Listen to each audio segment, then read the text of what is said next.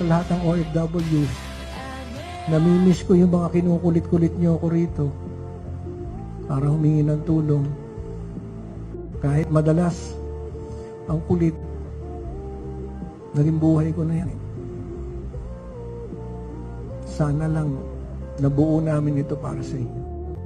To the OFWs I have been serving, hindi ko kayo pinagtaksilan. Ginawa ko lang ito para sa inyong pagmamahal at wala po akong kinita dito. Walang ganun ito. Tapos napakaraming aligasyon sa akin. Saan ang galing? Sa isang papel na walang nakapirma, na ang dami-daming sinabi na kinita ko, hindi, pati nga yung numero hindi na nga magkasundo kung hindi ko maintindihan kung bakit kailangang araw-arawin ako. Nakaliwat kanan, nakausapin kayong lahat, na paulit-ulit sasabihin na may anomalya ang aking ginawa. At sana naman lang binigyan ako ng pagkakataong makausap.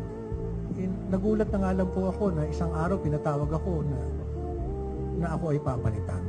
Itong transaction na to o itong proyektong ito, gusto mong ibigay sa OFWs. Bakit po itatago ito? Pagpauman ninyo, katulad ng binanggit ko kanina, hindi po ako nakapagsalita kaagad. Simply because I was shocked. Because when we parted ways, napakaayos naman. So nagulat na lang po talaga ako na gano'n ang nangyari. Sa mga OFWs, palagay ko ang pinakamalaki kong pagkakamali. Ang binilin po kasi sa akin lagi ay alagaan kayo. At nung po ako ay nasa show business, hindi po maramot ang pagkakataon na kami ay itrato laging VIP. At kung paano yung karanasan na yan, yun ang gusto kong maranasan ng mga OFWs.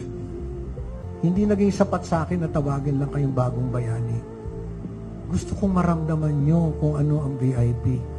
Kaya, araw-araw po akong nagtatrabaho para maramdaman nyo po yun. Hindi ko kayo pinagtaksilan, hindi ko kayo tinalikuran. Ito lang ay ginawa ko. Gusto kong isakabuhay ninyo kung ano ang tunay na pagmamahal sa OFW. Sana meron na kayo nito eh. Sana meron na kayo nito.